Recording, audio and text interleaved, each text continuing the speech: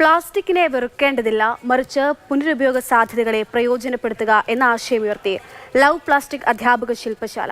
മാതൃഭൂമിയും ഓർക്ല ഈസ്റ്റേണും സംയുക്തമായാണ് love plastic 2.0 അധ്യാപക ശില്പശാല തിരുവനന്തപുരം ട്രിവാൻഡ്രം കൾച്ചറൽ സെന്ററിൽ സംഘടിപ്പിച്ചത്.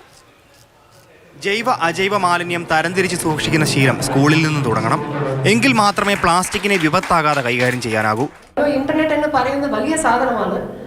ഓക്കെ, ആൻഡ് അതുകൊണ്ട് എനിക്ക് ഒരുപാട് വായിക്കാൻ സാധിച്ചു. ബിക്കോസ് ലോകത്തിലുള്ള എല്ലാ റിസർച്ച് പേപ്പേഴ്സും നമുക്ക് ലഭ്യമാവുന്നു. അവസാനം I turned into an environmental activist.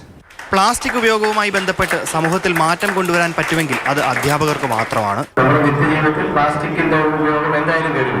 പക്ഷെ അങ്ങനെയാണെങ്കിൽ അതിനെ എങ്ങനെ പരമാവധി കുറയ്ക്കാൻ വേണ്ടി പറ്റും, എങ്ങനെ നമുക്കത് റീയൂസ് ചെയ്യാൻ വേണ്ടി പറ്റും, എങ്ങനെ അതിനെ ഉത്തരവാദിത്തപരമായ റീസൈക്ലിങ്ങിന് കൊണ്ടുപോകാൻ വേണ്ടി പറ്റും. ഈ രീതിയിലുള്ള ഒരു കൺസെപ്റ്റാണ് ലവ് പ്ലാസ്റ്റിക് എന്നുള്ള പദ്ധതിയോടുകൂടി നമ്മൾ ഉദ്ദേശിക്കുന്നത്. പാരിസ്ഥിതിക പ്രശ്നങ്ങളിൽ ഒന്നിച്ചുള്ള ഇടപെടൽ പ്രധാനമാണ്, വലിയ ഉത്തരവാദിത്തമാണ്. Low density, high density, low micron, high micron എന്നൊക്കെ പറഞ്ഞിട്ടുള്ള കുപ്പികൾ വേറെ രൂപത്തിൽ പലതരം പ്ലാസ്റ്റിക്കുകൾ ചേർന്നുള്ള പുതിയ പ്ലാസ്റ്റിക് മിശ്രിതങ്ങൾ വരുന്നുണ്ട്. അപ്പോൾ ഇതൊക്കെ തരംതിരിക്കുക അത്ര എളുപ്പമല്ല. തരംതിരിച്ച് നമ്മൾ അവിടെ പ്രദർശിപ്പിക്കുകയൊക്കെ ചെയ്തിട്ടുണ്ട്.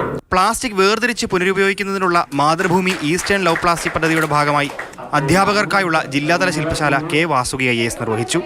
മികച്ച പ്ലാസ്റ്റിക് പുനരുപയോഗ മാതൃകകൾ കാഴ്ചവെച്ച സ്കൂളുകൾക്കുള്ള പുരസ്കാരവും ശില്പശാലയിൽ വിതരണം ചെയ്തു. മാതൃഭൂമി ന്യൂസ്, തിരുവനന്തപുരം.